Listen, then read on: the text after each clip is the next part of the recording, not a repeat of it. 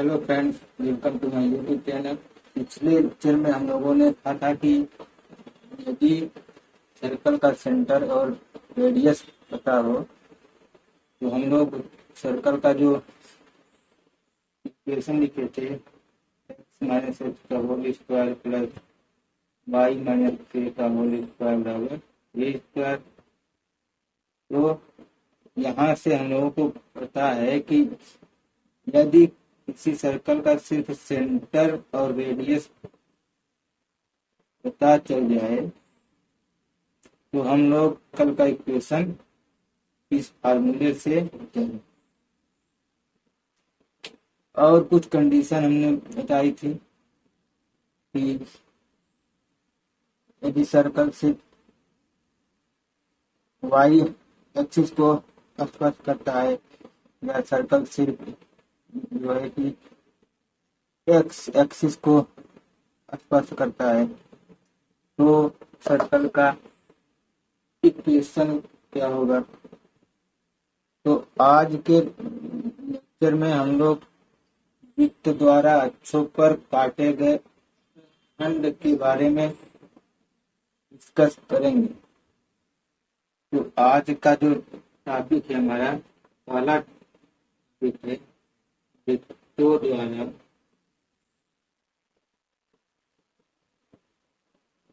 वृत्त द्वारा अक्षों पर काटे गए अंतःखंड।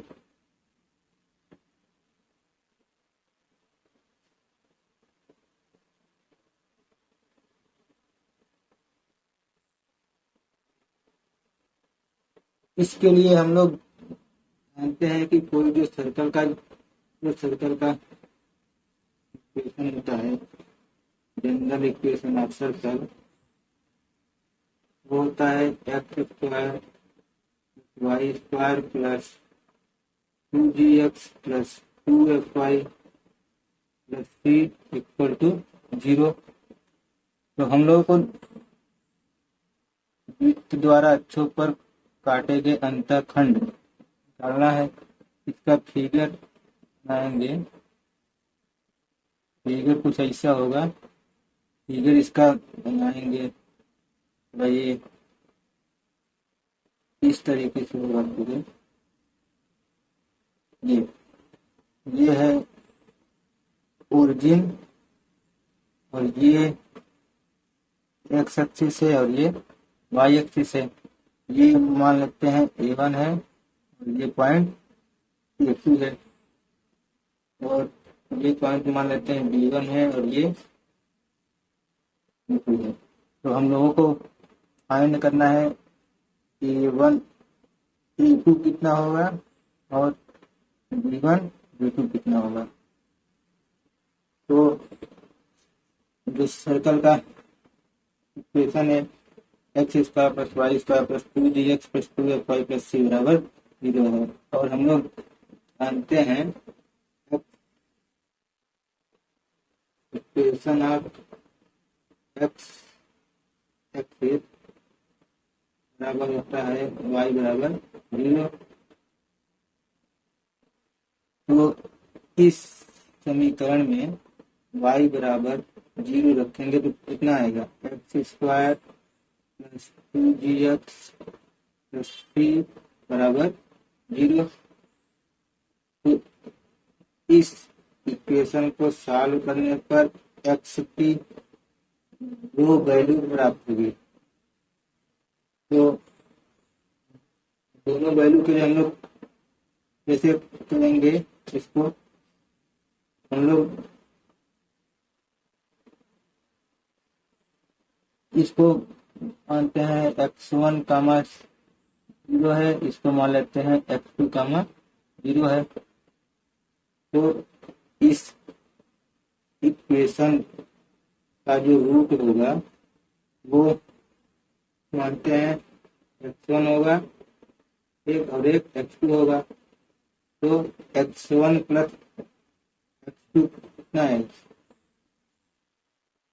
-2g/1, क्योंकि जो स्टैंडर्ड होता है द्विघात समीकरण a x square plus b y plus c, इसमें अगर इसके दोनों रूट अल्फा और बीटा है, अल्फा प्लस बीटा बराबर होता है माइनस बी अपान ए, और अल्फा इंटू बीटा बराबर होता है बी अपान ए।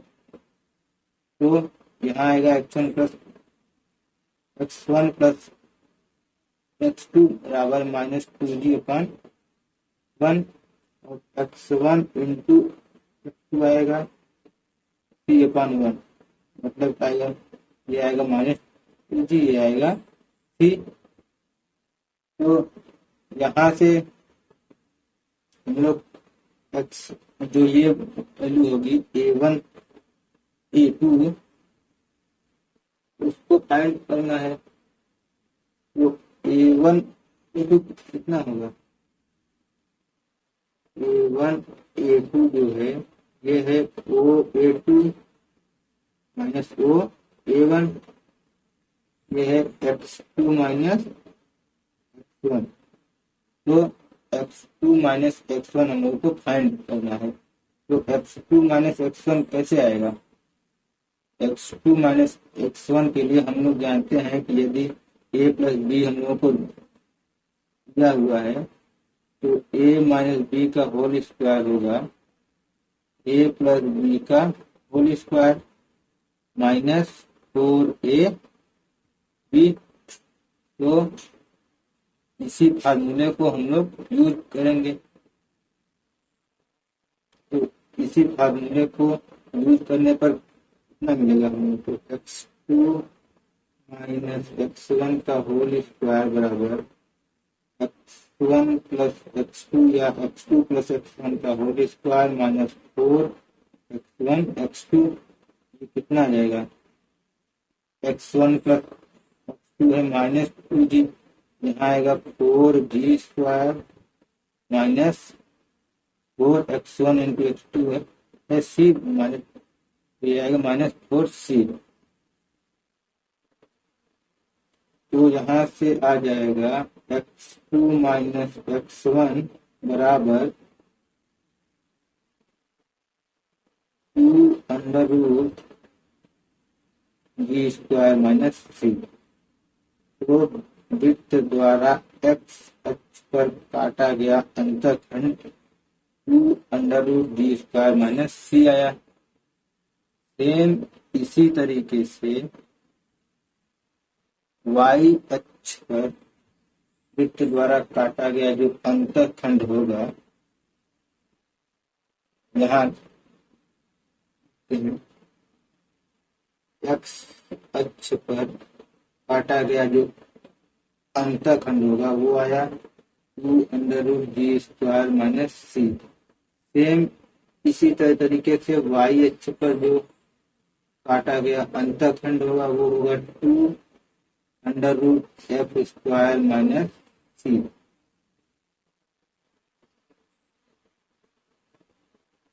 अब एक स्पेशल केस है कि स्पेशल केस पहला इसमें कि यदि जो ये एक्स एक्सिस है ये सर्कल को सिर्फ टच करती है, तो A1 A2 मतलब कि जो A1 से A2 के बीच की दूरी है वो शून्य होगी। तो लिखते हैं इसको, यदि वृत्त x अक्ष को स्पर्श करता है, यदि वृत्त x अक्ष को स्पर्श करता है तो A1 A2 बराबर 0 होगा।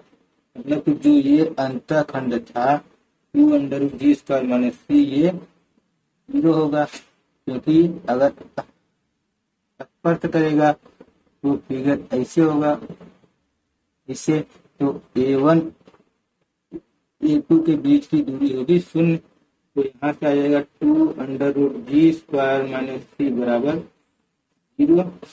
या यहाँ से आ जाएगा जी स्क्वायर बराबर सी। तो ये कंडीशन है कि यदि वृत्त एक्स अक्ष को स्पर्श करता है तो जी स्क्वायर बराबर सी।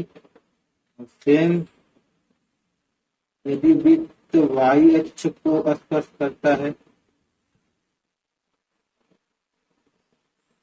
यदि वृत्त वाई अक्ष को स्पर्श करता है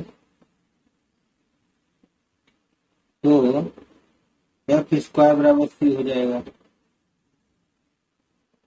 ये हुआ दो कंडीशन। और तीसरी कंडीशन है यदि वृत्त दोनों अक्षों को स्पर्श करता है, यदि वृत्त दोनों अक्षों को स्पर्श करता है, दोनों अक्षों को स्पर्श करता है, तो दोनों जो कंडीशन है पहली दूसरी तो दोनों साथ में होगी तो हो जाएगा जी स्क्वायर बराबर एफ स्क्वायर बराबर सी। तो यहाँ तक हुआ वृत्त द्वारा अक्षों पर काटे गए अंतःखंड की लंबाई की कितनी होगी, इसके बारे में डिस्कस हुआ अभी तक। अब हम लोग देखते हैं कि यदि कोई पॉइंट दिया हुआ है और सर्कल का कोई समीकरण है, यदि पूछता है कि जो पॉइंट है, पॉइंट की पोजीशन क्या होगी, कि जो पॉइंट है वो सर्कल के बाहर होगा कि सर्कल के अंदर होगा, उसको देखते हैं। तो उसको बोलते हैं वृत्त के सापेक्ष, वृत्त के सापेक्ष दिए हुए बिंदु की स्थिति।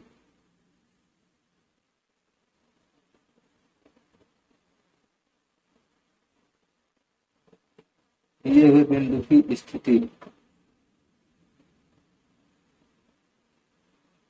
मान लेते हैं कि कोई जो सर्कल है, सर्कल का इक्वेशन है x square plus y square plus 2gx plus 2fy plus c बराबर 0। और हम लोगों को कोई पॉइंट दिया हुआ है x1 कामा y1 और पूछ रहा है कि ये जो पॉइंट है x1 कामा y1 ये वृत्त के बाहर होगा या वृत्त के अंदर होगा या वृत्त पर होगा। तो इसके लिए हम लोगों को जो ये पॉइंट है वो इस इक्वेशन में रखकर चेक करना होगा। तो ये पॉइंट, तो ये मान लेते हैं कि ये जो इक्वेशन है ये है एस, और इसको मान लेते हैं S1। S1 जो है x1 square plus y1 square plus 2g x1 plus 2f y1 plus c बराबर 0। इस पॉइंट को इस इक्वेशन में रखे हैं x1 square plus y1 square plus 2g x1 plus 2f y1 plus c बराबर 0। यदि S1 मतलब ये पॉइंट इस इक्वेशन में रखने पर वैल्यू 0 से ज्यादा है, 0 से ज्यादा आएगी तो जो ये पॉइंट है इसके बाहर स्थित होगा। 0 से ज्यादा है तो पॉइंट x1 y1 वृत्त के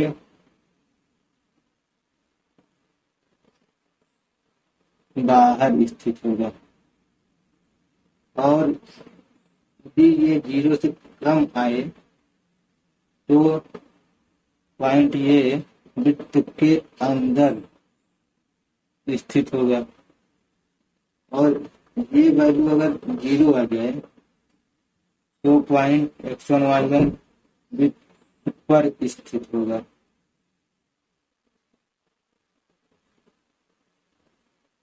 वृत्त पर स्थित होगा।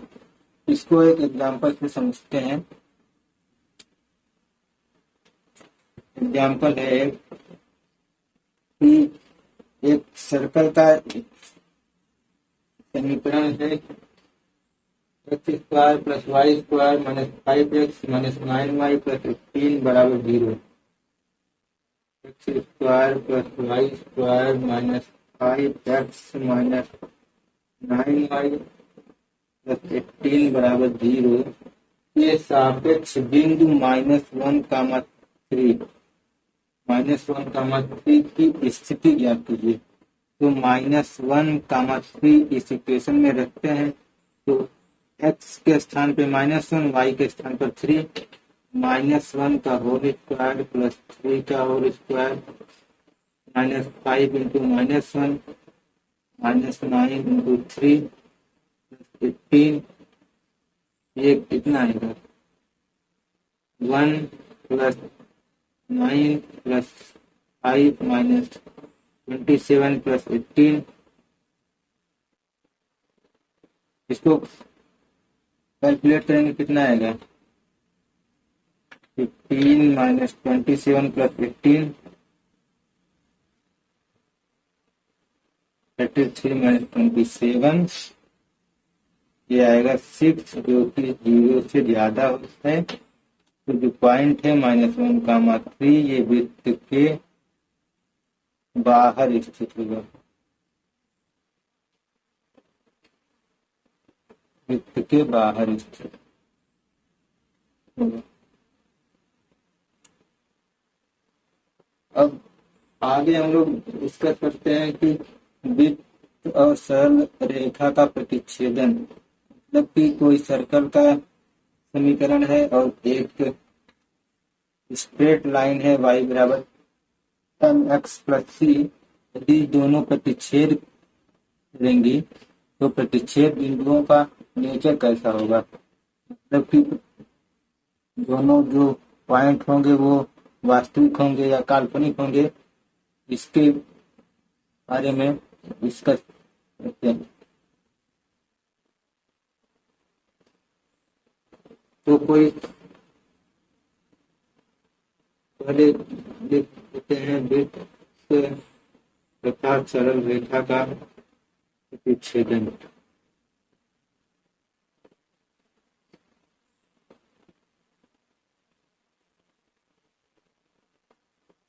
वृत्त और सरल रेखा का प्रतिच्छेदन, intersection of circle and straight line,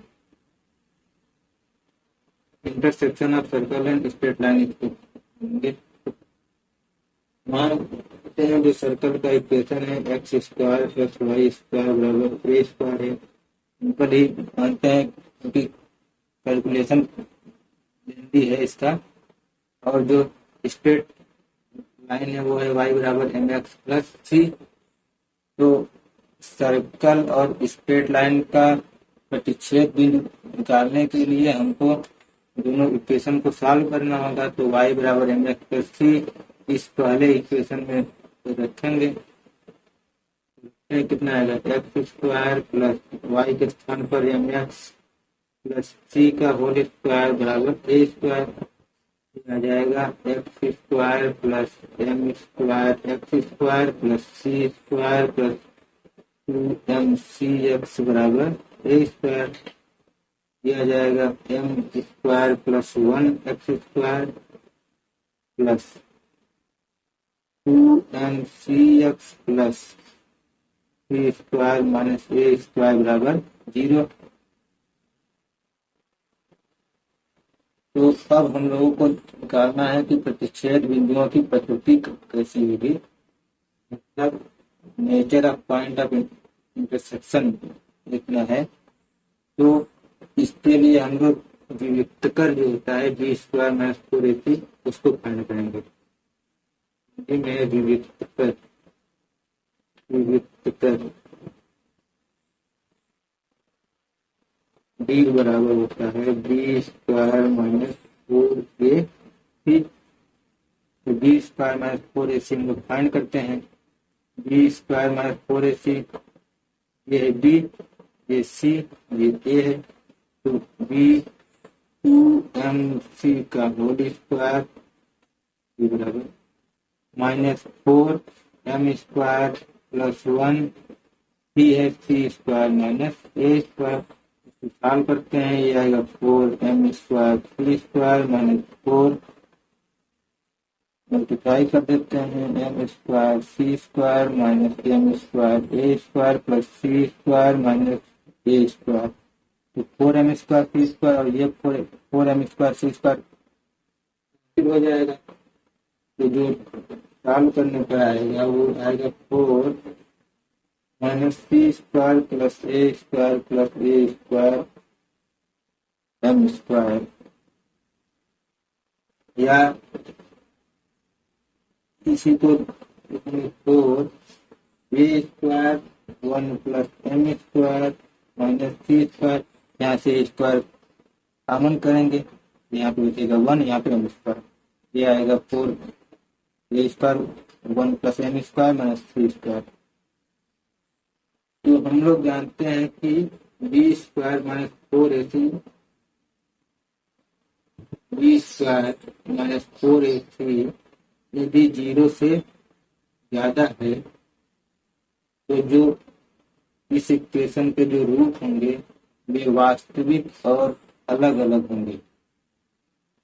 तो जो ये है b² माइनस 4ac मतलब 4a² 1 plus m² minus c square, यदि ये 0 से ज्यादा है जो तो प्रतिच्छेद बिंदुओं की जो प्रकृति होगी वो वास्तविक और अलग अलग होगी।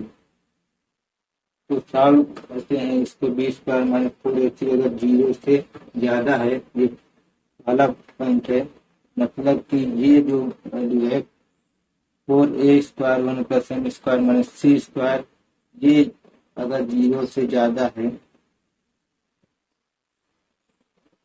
4a² 1 plus m² minus c square 0 से ज्यादा है, या इसी को लिखेंगे a² 1 plus m² minus a² 1 plus m² minus c square 0 से ज्यादा है, या इसी को लिखेंगे a² 1 plus m² greater than c square है, या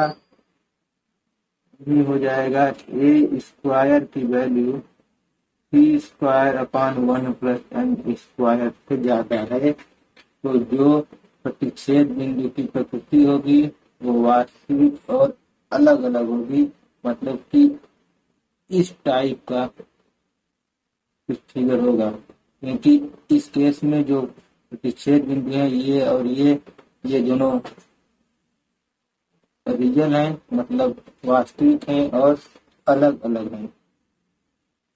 और दूसरी कंडीशन है, यदि b² माइनस 4ac बराबर 0 है तो इस इक्वेशन का जो रूट होंगे, दूसरा है यदि b² माइनस 4ac बराबर 0 है, b² माइनस 4ac हम लोगों का था, यहाँ पे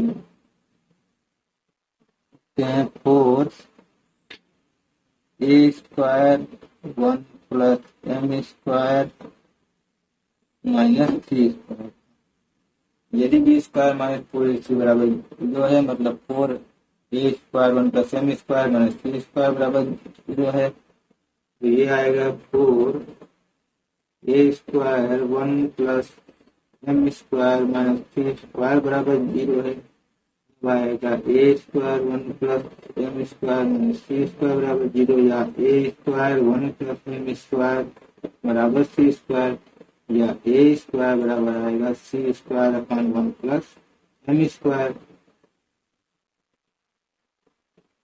तो मतलब कि यदि b² माइनस 4ac बराबर 0 है तो इस इक्वेशन के जो रूट होंगे वे वास्तविक होंगे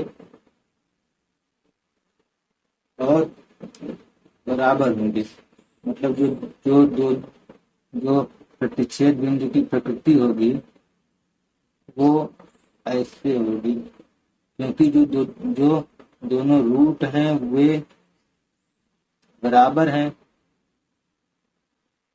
तो ये जो रेखा है y बराबर mx प्लस सी, ये वृत्त को स्पर्श करेगी, तभी तो दोनों मूल बराबर होंगे और एक पॉइंट होगा, तो y बराबर mx पर सी जो लाइन है वो वृत्त को स्पर्श करेगी। तो जो स्पर्श करने का प्रतिबंध आया, ये आया ए स्क्वायर बराबर c square 1 plus m c square upon 1 plus m square, या सी स्क्वायर बराबर a square 1 plus m square, या सी बराबर हो जाएगा plus minus a under root 1 plus m square. तो जो सरल रेखा का समीकरण है, तो सरल रेखा का समीकरण हो जाएगा y बराबर x plus minus a under root 1 plus m square.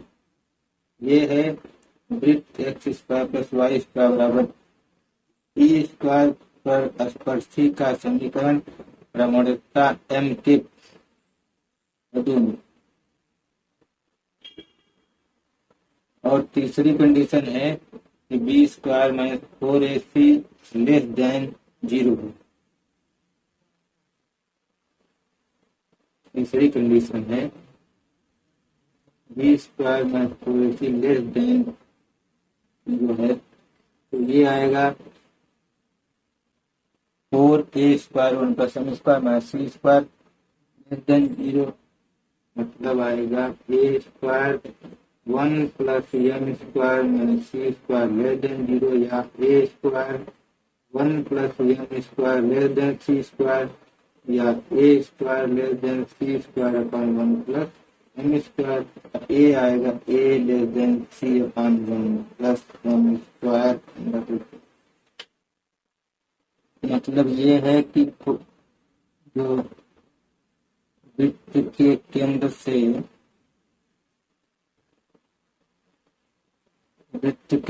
से ये सेंटर है 0 0, कोई लाइन है y बराबर एम एक्स प्लस सी, ये है लाइन।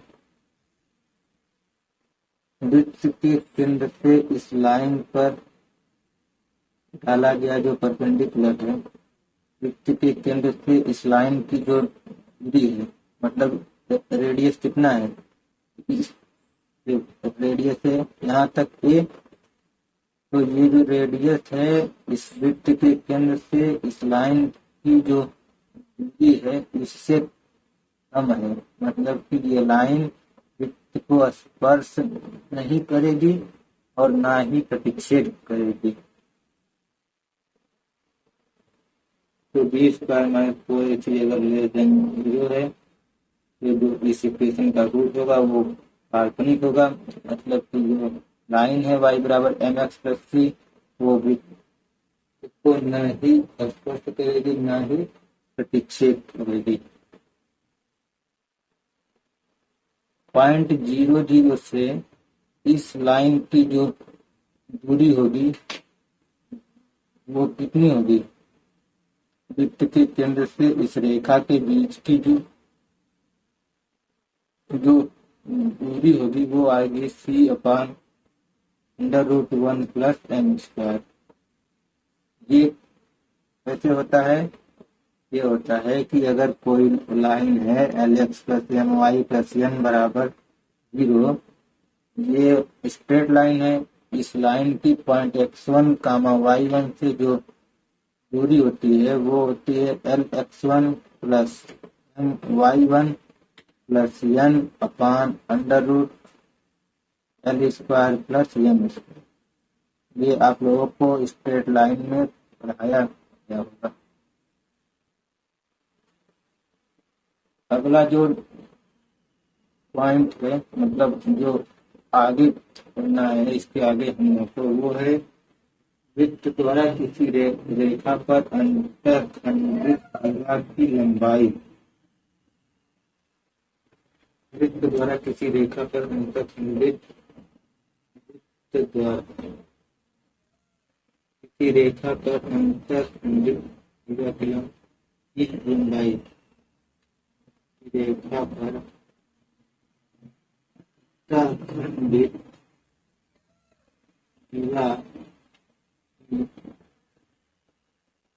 लंबाई।